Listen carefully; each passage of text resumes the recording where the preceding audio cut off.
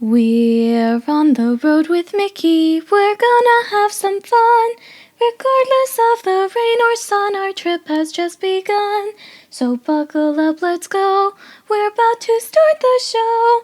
And maybe if you like us, you'll see where else we'll go.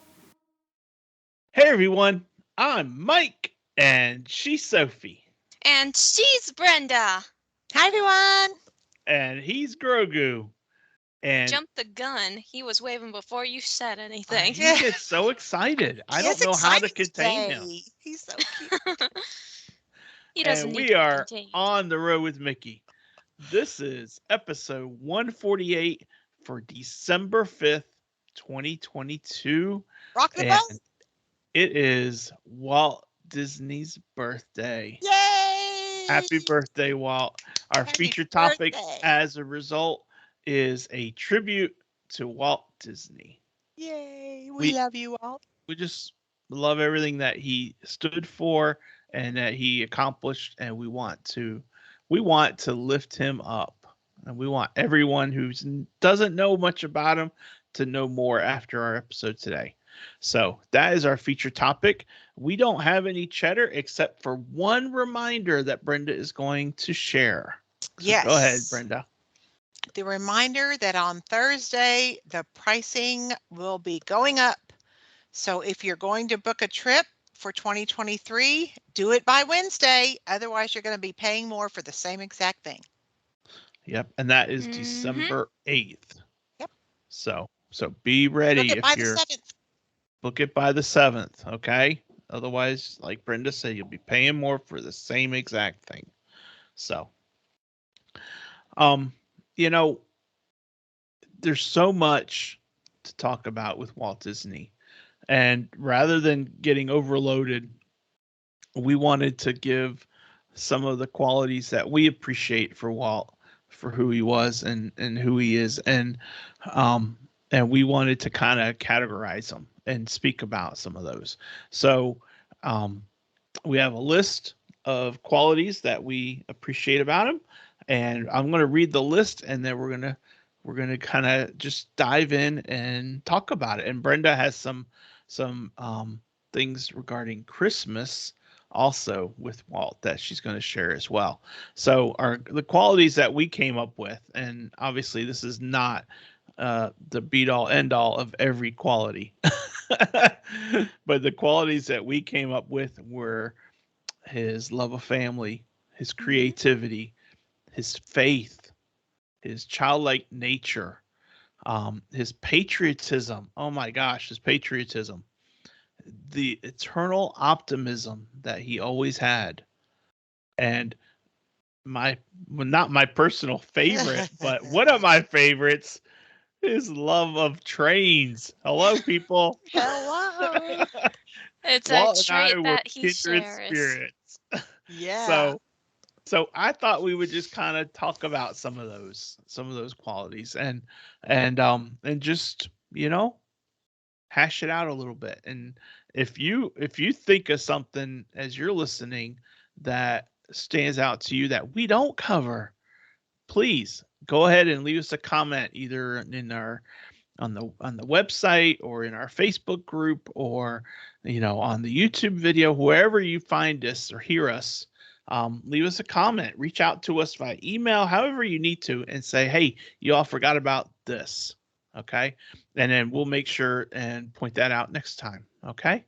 But I guess I'm just going to start us off with who wants to go first?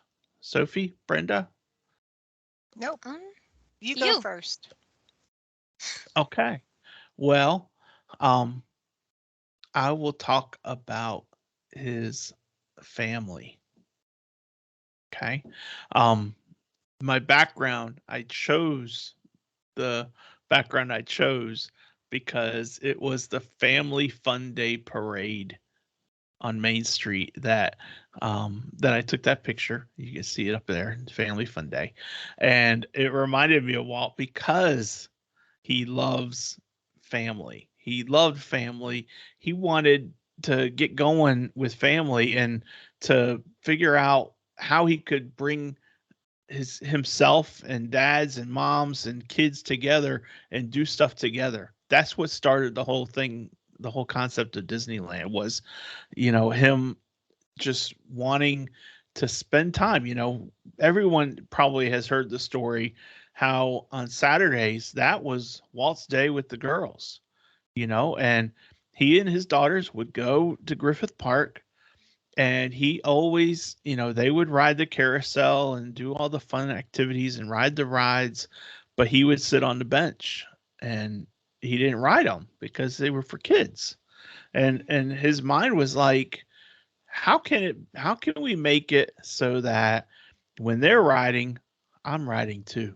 And that's what gave the whole thought process to to him creating the concept that became Disneyland. So and it was funny because he would tell his wife Lillian, he was like, look, we're gonna have a theme park. And I remember her saying, no, you don't want to do that because the theme parks are so nasty and dirty. And he's like, ours won't be. And that's what it was. So family was very important, and Yeah. getting on a little bit more in that, obviously his parents had a big impact in who he was and what he did, but also his brother Roy. you know Walt was the creative, but Roy was the Mhm. finances. Yep. And so much of the success of Disney was because of Walt, but it was also because of Roy too. you know Yeah. and they worked together, their whole lives doing what they needed to do. So so I just think family is huge for Walt Disney. It is. Yep. It is. I agree. Yep. One So might even say it's the foundation. they you could say that, yeah. I Hmm. think that sounds similar to many of us on this podcast.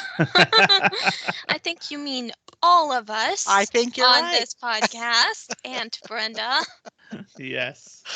I definitely do. I think we all inherited that kind of thing, Hmm. and Yeah. it's a great club to be in. Yes. Yeah. Yeah. So I've talked. Who's talking next? My turn. Go for it. And I am claiming the second thing on our list, which is his trait of creativity. As you guys all know, I myself am very creative. Somewhat creative, a little creative. A I lot am You talk creative, honey. creative. yourself right down. Don't talk yourself down. Talk yourself up. I am creative to some degree. That's what we'll go with. Some Okay. unlabeled degree. And a lot of my creativity was actually inspired by Walt's creativity. Uh, Anyone who asks me right now, most of the time, what my favorite Disney movie is, I would say Fantasia is my favorite Disney movie. And the reason I like it is because it is a tribute to music, but also to interpreting said music in a way that not many people would think of. It's Yeah. the first third of the movie was taking classical songs written by Beethoven, Mozart, and the like, classical symphonies, and interpreting them in animation in a way that you might not expect. Dance of the Sugar Plum Fairy, you would think that would be a winter thing. He made it into all the other seasons of the year. He made it a passage of time from spring to autumn, and then we took a look at winter in another instance. And it was so, so beautiful. He really did not think the way that other people did. And that difference between his mind and the rest of the world's made it, no one else could have pulled off the things that he did without that mind. So Yeah. true. So true. That definitely set him apart Yeah. Yeah. for And sure. what's interesting is that we all love Disney, and we all Mhm. love Disney movies, and we all love different things about Disney movies. Yeah. Um, for example, I would never say that Fantasia is my favorite Disney movie. In fact, it's probably one of my least favorite movies. Whatever you say, I Daddy. know, but but the things that I love in Disney movies are the animation and the story and the music too. So for me, things like Frozen and Mary Poppins um and Kanto, you know, Mhm. those hit right to the heartstrings for me because of the music that they have, you know? So That's Yeah. true. so And while anyway, sure, Walt didn't work on all of those movies, he laid the foundation, the stepping stones, if you will, for the ones who did. yeah, exactly. Yeah. You're Yep. right. Mhm. That's right. So, Okay. all right. Well, Brenda, Well, I'm going to leave the third one for you, Mike, if you don't mind. And I'm going okay. to skip to the fourth, Mhm. childlike nature, because hello, Hello. Who am I? Hi. I'm the child here. I I always have gotten this visual of, back when Walt and Lillian were married and the girls were young and stuff. Think of think of like the stars, the big stars, how they all went on the red carpet and they were beautifully dressed and things were fancy and that's how it was back then. I mean, Audrey Hepburn, I mean, give me a break. There's just beauty and glamour, right? Back Yeah. Mhm. then, it's a lot different than now. But where all these stars and all the elite would have these fancy dinner parties at their house and they were dressed to the nines and they had fancy food and Walt liked to have people over, and then, like, as soon as dinner was over, he couldn't wait to get everybody out in the backyard so they could all ride the train all around the yard. He was such a kid. Exactly. Exactly. Just love it. I love it too.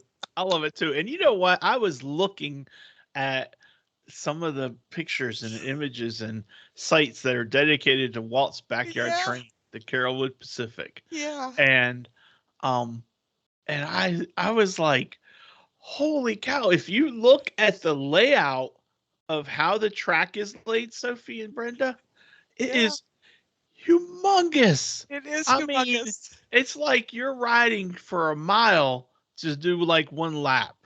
It Yep. is huge. It is. That's why he bought that house, and he snuck that into a contract that Lillian had to sign that he could build a train back there. He snuck that in on her. But it was real important to him, and I'm sure you've seen the pictures of him riding that train back there. Oh yeah. The Oh yeah. joy on his face Oh with that yeah. huge smile. I mean, he enjoyed, he loved life. Mhm. He Yeah. did have that childlike nature. I would have loved to have been there. Would have been Oh wonderful. golly. Oh Yeah. my And you gosh. know what? When we went in 2013, I took Cindy and Sophie and we went to Disneyland. It was our first trip to Disneyland. Hmm. And one of the things we did, we rented a minivan, rented a car so we could get around town. And one of the things we did is we went to the house where they lived, and of Oh my course, it goodness. was it was such it was a bit of a letdown because obviously they had gates up and you Oh couldn't see yeah. squat, but Oh I darn. was at Mhm. the address, you know Yeah. and, Yeah. and it's like, and I'm just like trying to just visualize in my head while I'm there. I'm like trying to visualize the train, Yeah. and oh my gosh. Yeah. And not to mention the fun he had with the girls in the pool, and they spent a lot of time doing a lot of fun stuff. I mean, Yeah. Yeah. he was a fun-loving daddy, and he loved them to death, and they Mhm. played Hmm. a lot. Yeah. It's wonderful. Yeah. Yeah. I And mean, he worked really hard, but he played hard too. Yep. exactly. Exactly. And that's the whole key. He put his all into everything. Yeah. He put his all into his family, put his all into his work, put his all into his creativity, and you know what? And he backed it all up with his faith. Yep. One of the things we get our This Day in Disney History. There is a website. If people haven't um, found it yet, they might want to take a look at it. It's aptly named This Day in Disney History, and it's we put the link every time we post the history. It's linked to their page, so you can go look at it and read about that day. But it is basically a tribute to Walt. It's basically all about Disney, Yeah. Mm-hmm. and what happened on this day or that day. And that's where we get it all from. But there are specialty pages. That's where we were able to gather a lot of our information about the nine old men when we talked about the nine old men. And Yeah. when we talked about the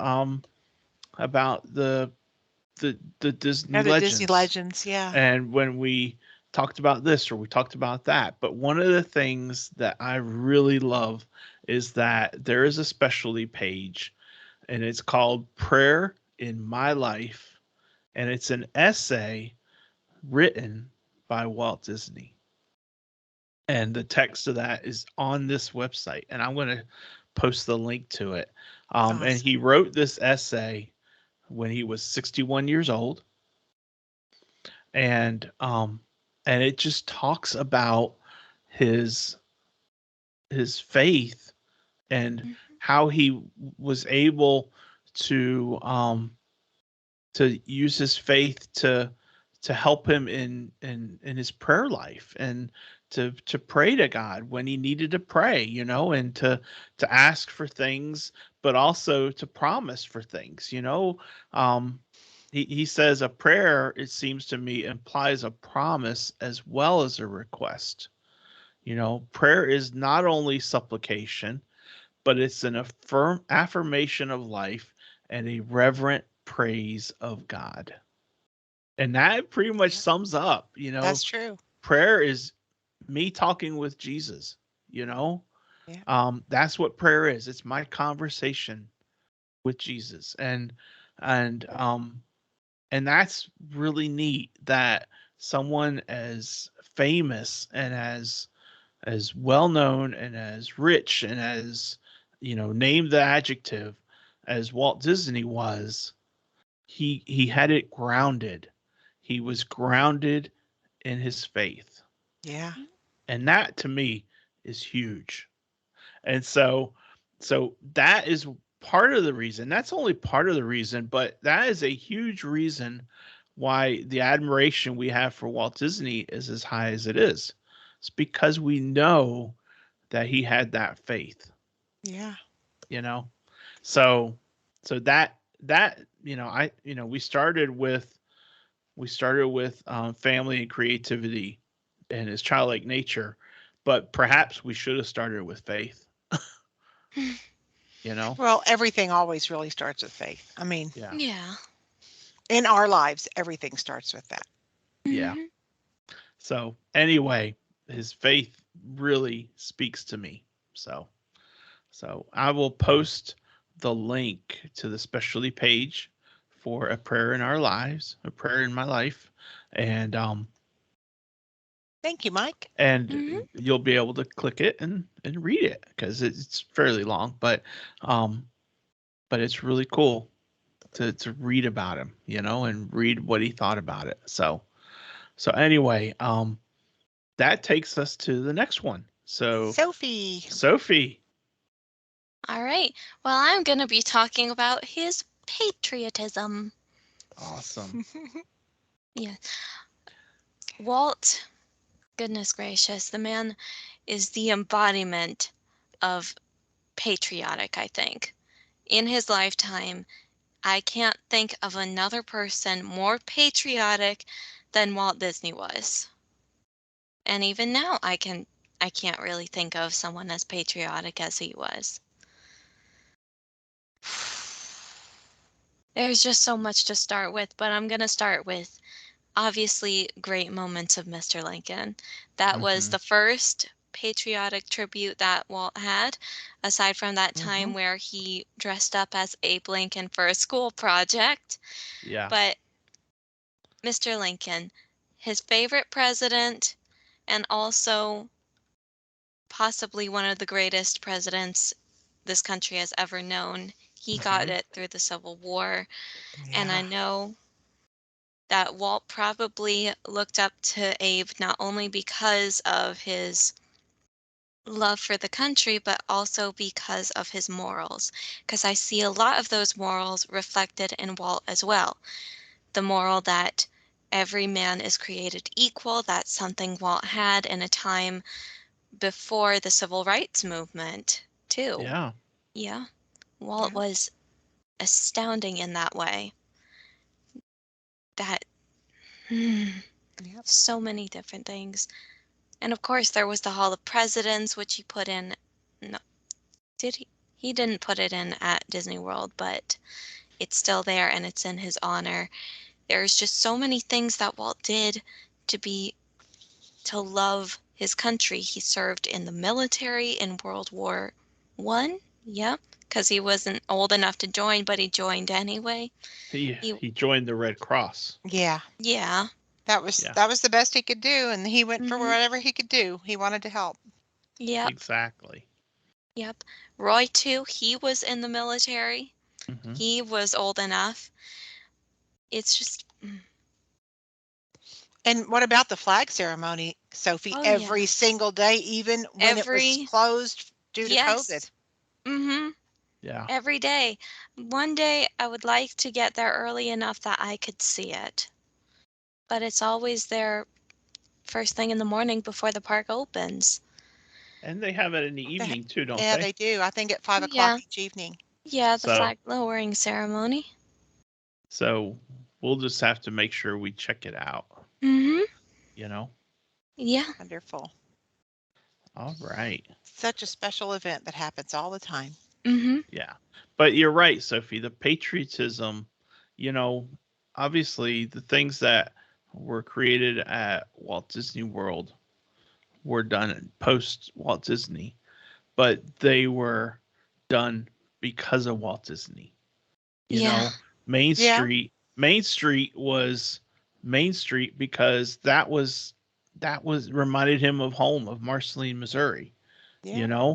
and they carried it over from Disneyland to Walt Disney World. And then patriotism, great moments in Mr. Lincoln, turned into the Hall of Presidents here at Magic Kingdom, but also the American Adventure at Epcot, Mhm. because it talks about the history of America and all the different aspects of it, and all of that was carried forward because everyone knew that Walt Disney was a patriotic man and he loved his country.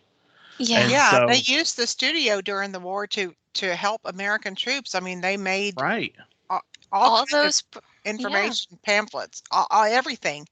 I And mean, the yeah, cartoons of that era as yeah. well. They right. used those. They boosted the morale of those back home. They were Yeah. great propaganda videos. Yeah.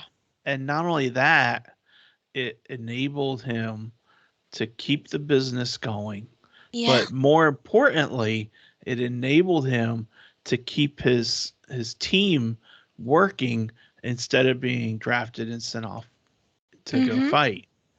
They were Yeah. able to contribute their own way, with skills that were better suited for them as opposed to risking, you know, potential loss of life in the war. So, Imagine how many lives would have been lost from the studio if he hadn't done that. so, so it was a nice way to be able to do that and Mhm. to help the country. So, Yeah. Yeah. Totally agree. yeah. So patriotism, it ranks up there. That is for Yeah. sure. Yeah. Well, another thing that ranks up there is optimism because I have a feeling I'm probably not the only one on this podcast who grew up absolutely adoring Mickey Mouse. And what we adored about Mickey Mouse is the fact that you were his pal Yeah. and don't let anything get you down. We Yeah. want to look on the bright side. Yeah. He brought, like, even when you were a kid and you were going through things and you saw Mickey Mouse and he was such a little happy little guy and he's always optimistic and it made you feel better. That Mhm. came out a lot, and that was Walt. That was Walt. That And was he Walt. just brought Mickey to life with his own personality. Yeah. Yeah. And the the thing about his optimism is, Walt's relationship with Mickey Mouse wasn't the first relationship. His first relationship was with Oswald, That's right. you know? And Oswald, he Was lost stolen. Oswald. He Yep. lost Oswald. And he learned, you know, he didn't let it get him down to the point that he couldn't do anything. He learned, Mhm. um, look, when something happens, there's another thing. There's always something else. And so that optimism Yeah. really plays out. And there's a quote, I want to find it. Um, He and had a it way too to be able to tell what people wanted, what people liked. He was very Yeah. interconnected. I mean, to the point that standing at the gates when guests left Disneyland, he wanted to know what they liked, what they, didn't like. He was really, really interested and he was really connected. Mhm. But he And yeah, always kept pushing for the next thing, the good thing. Even when he had major losses, he still was optimistic enough to know that something right, better was coming. That right. takes a special person. Yeah, and he spoke Mhm. on that. He Yeah. had his quote, the one I wanted to share. Um, so we get two bits of Walt today. A little Hey. bit of Walt and another little bit of Walt. All right. But Walt said, "I think it's important to have a good heart failure when you're young. I learned a lot of that out of that because it makes you kind of aware of what can happen to you." And see, his heart failure was losing Oswald, Yeah. you know, um, but it also gave him the moment to get and to develop Mickey Mouse, and look where it went. Yeah. So that's who he was. He was optimistic. Yep. So, Mhm. but anyway, Yeah. so last thing that I wanted to talk about.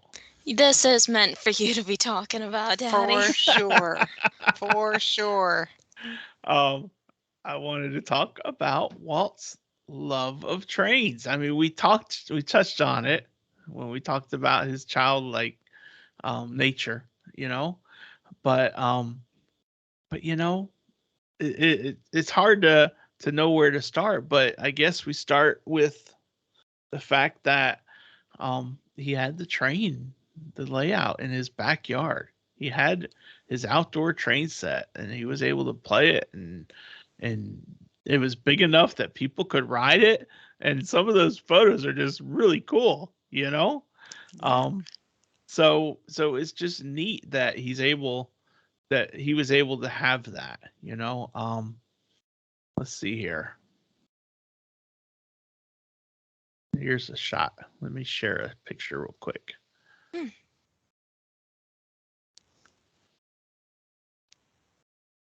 And I just thought it was really neat that, Nice. you Very know, there he nice. is. He's not even working on the train. One of the Ah, imaginations. But he's like, okay, so let's get this going and we'll fix that. And let me know when I can ride again. you know? Oh. So it's just neat. And yeah. that speaks to so many things, but one of the things it speaks to is the curious nature of Walt and how he wanted to learn how things worked, you Mhm. know, but also his fun side. He wanted to have fun. He played hard and he worked hard, just like Brenda said. And his trains, the train in the backyard became the Disneyland Railroad. When he knew he was going to do Disneyland, he said there's going to be a train around Disneyland. Yeah. And sure enough there is. Yeah. And And we And might remember there's one around Walt Disney World too, if that ever starts up again. yeah, I think it's there getting is. close, but my gosh, I think they're waiting It too is long. getting close. I think they have Yeah. too. But um but the neat thing is that they are now testing daily. Yeah. So you can see the train going around. I And don't you know know what they're what? waiting for. I think they're just waiting for an opportunity to say, Mike, come test the train with us, you know? Yeah. So, Yeah. oh my gosh, that would be so cool. It could But happen. it could, who knows? But anyway, so there's a train around Walt Disney World as well as around Disneyland, and I don't know if the other parks have trains or not. You know, I don't know either. Shanghai or I'm sure they Hong would. Kong or That's like a Paris. fundamental thing. I don't Never know. know. I I don't think know. they might. So everyone listening, um, you already know the answer. So shout it out and then write a comment and let me know how I failed on that. But but You did anyway, not fail. so the love of trains, you know, it's just there's just so much to it, and we can go on and on and on about how, you know, where they got them from and how they restored them and everything like that. So, Yeah. but Mhm. but anyway, I'm gonna segue over to Brenda, who wanted to talk about Christmas, Walt Disney's Christmas. I did because I ran across this accidentally and I thought it was interesting. But, most of us are real familiar with the main kind of Walt Christmas story when he gave Lillian the dog, which turned into Lady and the Tramp. So we Mhm. Uh-huh. all know that like special Disney Christmas when he gave her the dog and it was in a hat box and all the stuff.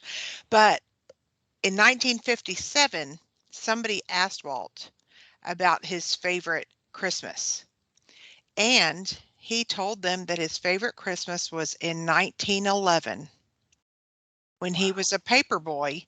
And he listed 5 special things about that Christmas that I just wanted to share because they're pretty short, but I think it gives a good insight into how he thinks, how he thought. Okay. So this is not from the Christmas morning of 1911, the first 10-year-old Walter spent in Kansas City, Missouri. So, number 1, the Christmas tree was simple but special.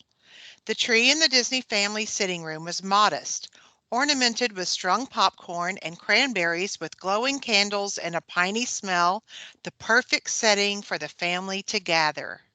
And of course, he would talk about the family gathering because of his affinity with everything family. Like Hmm. from the start, he always was very much into family. Thankfully. And Ver- Mhm. you notice in the creativity the the piney smell, Mhm. the detail, the level of Yeah. detail, right, Sophie? You Yeah. Yeah. know, he talks about the popcorn, he Yeah. talks about the cranberries, And Mhm. this was and 46 the years smell. later when he was asked. 46 Yeah, years after it, he was still he remembering the could piney smell. visualize. I'll bet you he visualized that tree in his mind. I bet he did. Oh yeah. Yeah. I bet he did. Number 2, Walt's brother Roy gave Walt a toy that mesmerized him. It was Oh. a shiny gyroscopic top, and young Walter was intrigued by its spinning ability. Incidentally, Walt showed interest in the gyroscope later in life, as evidenced by one he requested from Sperry Gyroscope Company in 1944 that he displayed in his studio office. Gyroscopes are so cool. I always liked them Totally, too. totally cool. And that was really sweet that Roy gave him that. Number 3, Walter received a gift he had wanted for a long time. Walt's parents, Elias and Flora, surprised Walt with a pair of stylish boots he thought he'd never receive. All the other kids sported them, while I had been wearing an old pair in rain and winter slush to school and while delivering newspapers in Kansas City. Walt once wrote, I hadn't been able to talk my parents into such an extravagance. But there they were, those wonderful frivolous boots with a metal toe cap and 2 decorated leather strips. He was Nice. Oh. surprised. That was so sweet. I like that. Yeah, Number I do 4, too. Walter enjoyed the company of his family, of course. On that special day, Walt remembered, it just seemed the most wonderful Christmas any boy could possibly have, with the family affection very warm and heartfelt. Seeing the pleasure my parents had in my joy, I forgave them for having waited so long to fulfill my fondest wish. I'm sure they had so much joy when he opened those boots. You can imagine that same smile as when he was on the train in the backyard. Mm-hmm. Yeah. And number 5, this one's funny to me. Walt's mother repurposed the Christmas decorations. Ever frugal, Walt's mother pulled the cranberries from the Christmas tree to make sauce. Well, yeah. I mean, we we don't have cranberries on a tree. We have wooden berries that look like Yeah, cranberries. yeah, Yeah. yep, But those are wooden and they last. You know, yep, you wouldn't Mm-hmm. want those berries to try and use them the next year. yep. Yeah. For sure. But So he remembered that definitely, as one of his 5 favorite things about that Christmas. He must have gotten a big kick out of it. He probably had to take them off the string for. probably, Mm-hmm. probably. That's funny. But it definitely, shows his appreciation, how much he appreciated that they did that special thing, and how much he appreciated Roy, and how much being together at the house and around Mattered. the tree meant so much to him. It wasn't about anything else. It was about the family unit and, Hmm. sharing time together, which is why we do what we Yeah. do even. That's why we do what we Exactly. do, Mm-hmm. is to help other Exactly. people have that too. Exactly. Yep. That's exactly why we do that. Yep. So, well, good notes. Thank I you, thought it was Brenda. sweet. You're That welcome. is very sweet. Anything else that you found that you want to share? No, just, stuff that I always have kind of seen. I mean, things that people say about him and how, patient and kind and, people just really loved him. I mean, even even the like all the workers that always said he was kind, he wasn't overly like, "Oh my God, you did a fantastic job." He never would have said that. But he would say like, "That'll do."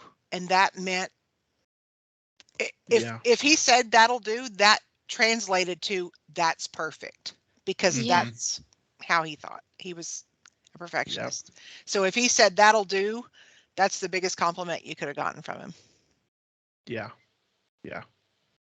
That's cool. That's Mm-hmm. absolutely right. You know, we didn't talk about how funny his sense of humor was Mhm. through the roof. And I don't remember all the details, but I remember at Disneyland, I couldn't find the exact quote from the gentleman. There was an Imagineer that we talked about on the show. And he was he was over by Walt Disney, and a little girl walked up and said, "Can I have your autograph?" And thought it was that this gentleman was Walt Disney, and he signed, Walt Disney without even thinking, because everyone signed Walt Disney, I guess, or they did it. I don't know why, but they did. And so he signed Walt Disney and Oh gave my it to the gosh. girl, and she went on her way. And then later on, um, in the day, Walt and this guy were near each other again later in the day, and someone said to Walt, "Are you Walt Disney?" And he pointed at the guy. He said, "No, he's over there." And it was so funny, but yeah, it's just that kind That's of sense of humor, hilarious. you know, Yeah, yeah, you know. Yeah. So good yeah. stuff. Good man. Yeah. Sophie, do you have anything you want to add, or just move on to your history?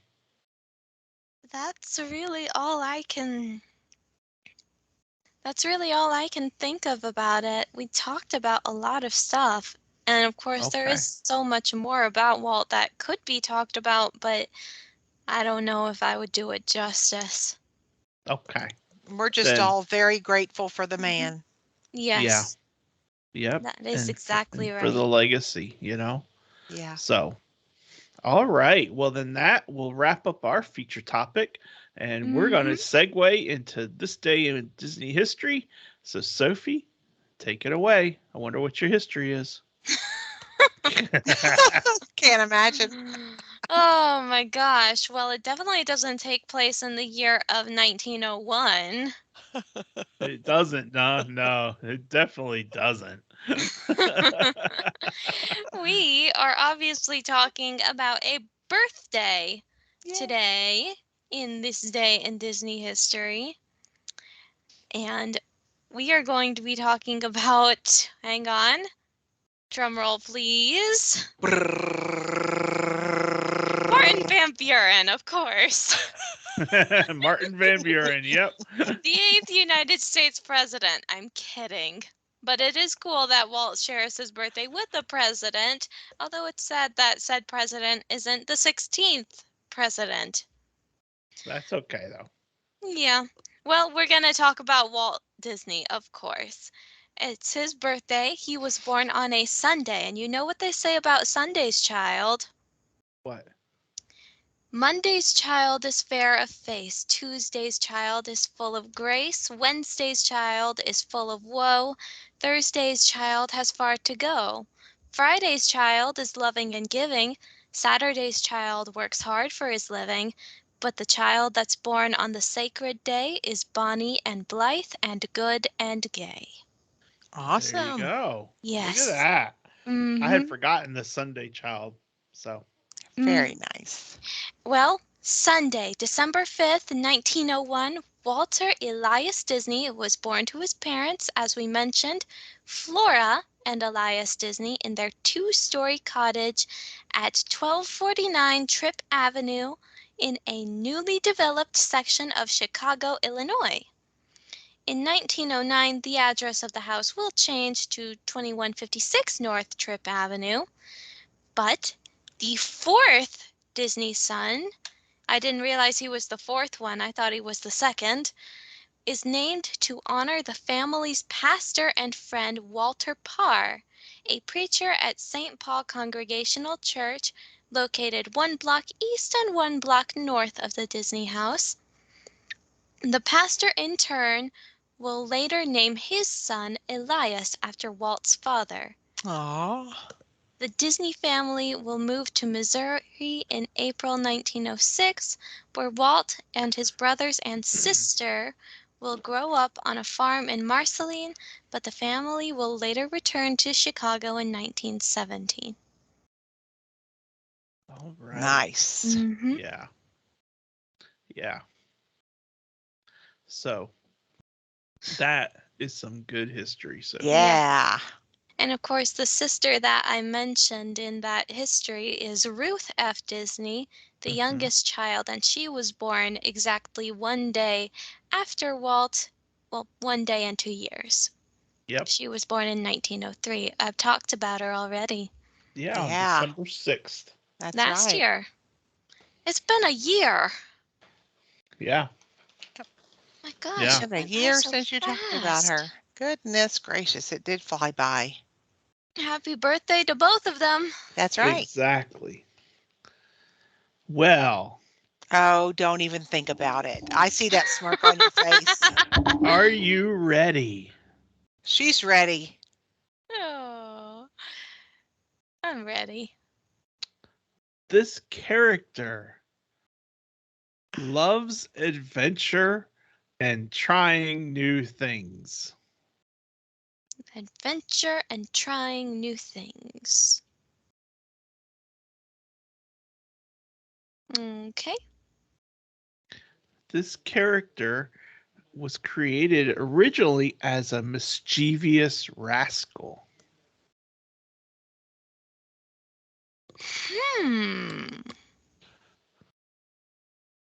Any guesses? The first clue, I was thinking trying new Lilo, things, but then the second clue a threw me. mischievous rascal.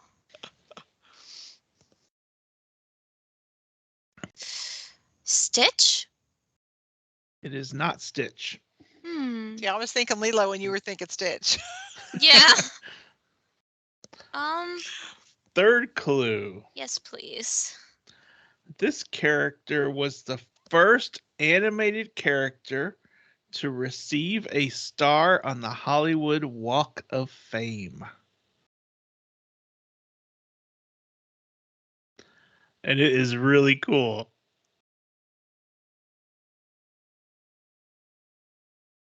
Oh no. This The character, first one to receive a star? the first animated character to receive a star on the Hollywood Walk of Fame. Oh my gosh. And we have used this character before, by the way. We used this character, Sophie, back when I would just talk about a character and it wasn't Stump the Soph. Jiminy Cricket? Nope. Give us another hint. Okay. I'm giving you the giveaway. This character is a dog's best friend. Mickey Mouse? You said it wasn't Mickey. You I told us know! before the show that it wasn't Mickey. I know. How could I? I mean, Sophie said that. How could I not have Mickey Mouse today? You lied to me. But you literally told us it was not Mickey. Otherwise, there's no who's who. Oh my God. The deceit. The deceit. I'm upset now. I'm telling Aunt Robin about this. Tell her. She's going to That's hear what- about it anyway. You know what's bad though, Mike? We would have gotten that immediately if you hadn't said it was not Mickey, because who else Exactly. would have gotten the first star? I mean, my God. But I have to try and stump her. You're bad. You bad. And if You she deceitful. needs to not say it at the beginning. Right? It's not Mickey Mouse, is it? I think it was a joke at the beginning, but you It said was flat a out no. joke. It was a joke because if you think about it, it would have been way too obvious. But it was Mickey Mouse. And it was obvious. But That's cheating. This one does not count. of course it doesn't count. Hmm. Of course it doesn't count. We don't keep tab anyway.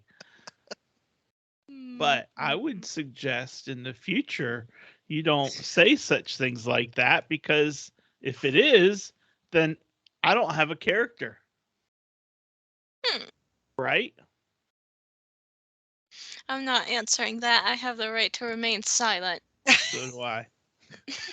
So Use yes, it. the character is Mickey Mouse. And who else would it be? Who else could it be? That's what stumped us Oh. so bad, is that we couldn't think of who on earth would have been the first animated character if it wasn't for Mickey to have their Mhm. star on the Hollywood. And I've had Mickey Mouse queued up for 2 days. Clues and everything. People, this is not the way this game usually happens. Mm-mm. No, it's not. He But usually they know gives that. 3 clues. She guesses the right person, right character, and then we go on. Yeah. But But no. she did guess the right character. Yeah, she guessed it before the show ever started. Just saying. Right. Yeah. Just saying. She Okay, didn't let's even just need a clue. let's just move on to a little bit of Walt. Let's just move on. All I'm with you, right. Sophie. I think you got it, girl. You Mm, always have it. Thank you, Aunt Brenda. I like this one. This is I think this was part of his speech, but I still liked it because it's a standalone quote too, and it says, "Here is the world of imagination, hopes, and dreams. In this timeless land of enchantment, the age of chivalry, magic, and make-believe are reborn, and fairy tales come true. Fantasyland is dedicated to the young in heart, to those who believe that when you wish upon a star, your dreams come true." Nice. Walt Yep. Disney. Thank God for the man. Yeah. Yep. Happy birthday, Walt. Yep. So, next week, Brenda will be on her cruise while Having we're the time recording. of her life. So she without will me. not be joining us. I'll be So on the wish. Sophie and I next week are going to be talking about our recap Mm-hmm. of our last trip, over Christmas. So that will be next week's topic, and then the week after we're going to do the same thing, but we're going to talk about Brenda's trip and her cruise and how it all went. So that is where we're at, folks. But I'm Mike, she's Sophie, that's Brenda, and he's Grogu, and we hope you all have a great week, and we will see you on the road. See you on the road. Bye. Bye, everyone. There it is.